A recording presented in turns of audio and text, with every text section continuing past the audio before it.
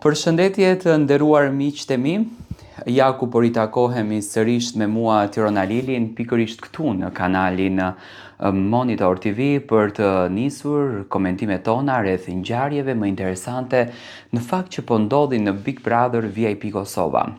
Le të bëjmë edhe një herë një analizë për marrëdhënien e Dolçes, Limit edhe Albës. Pyetja që në fakt po bëhet më së shumti nga publiku shqiptar është kjo: sa është e vërtet dashuria e Limit edhe e Albës? A është kjo një strategji?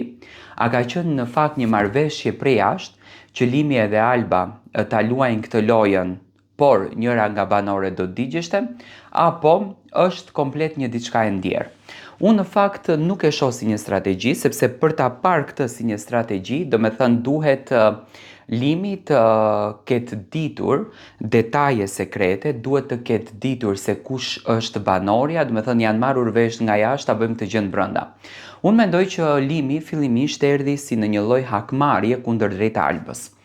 Ai filloi që të kalon bukur me Dolçen, sepse i pëlqente pamja e Dolçes, një diçka që edhe Edi e ka pranuar jashtë, me thënë Dolçe është shumë e bukur, është shumë tërheqëse, është shumë femërore, ndërsa në anën tjetër Alba nuk po rinte qetë.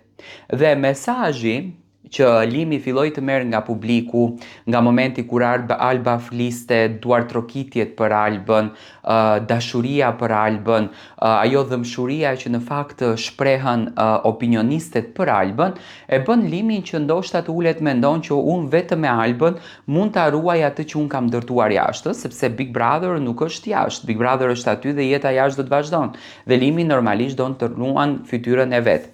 Tani, që Dolçe është mendje lehtë në këtë raport, ne arritëm ta kuptojmë. Do të thënë Dolçe i besoi Limit dhe çuditërisht Dolçe në Big Brother nuk pati kohë që të bën lojën.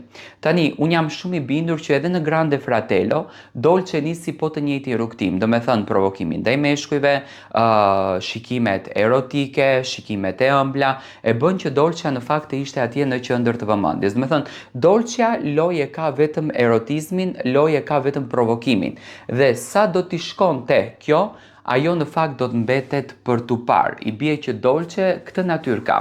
Por, a do të ndjehet Dolçe keq? Nuk e shoh që Dolçe në fakt do ndjehet keq, përkundrazi e shoh Dolçe një vajzë e cila nuk është se i pengon fare që ka bërë këtë lloj lëvizjen apo që ka bërë që të jetë e komentueshme për femrat, por mbi të gjitha, do të thënë, është një vajzë e cila me këtë krenarinë e saj do të shkon deri në fund. Nuk ma merr mendja që Dolçe do ndikohet nga kjo gjë.